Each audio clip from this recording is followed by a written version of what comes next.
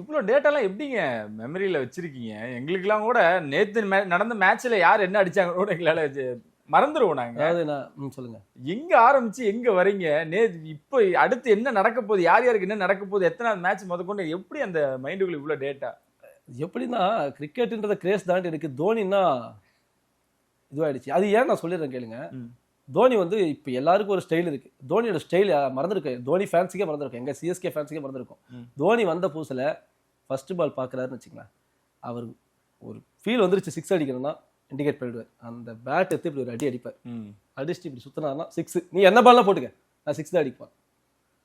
அந்த ஒரு இது ஐக்கான் வச்சிருந்தேன். அந்த ஐக்கானிக் ஒரு இமேஜ் இருக்கு. அப்படி தட்டிட்டு இப்படி பார்ப்பேன், நீ என்ன வேணா போட்டுக்க, சிக்ஸ் அடிப்பேன். கேப்டன் இல்லாத வரைக்கும் சொல்கிறேன், கேப்டன் ஆகலாத வரைக்கும்.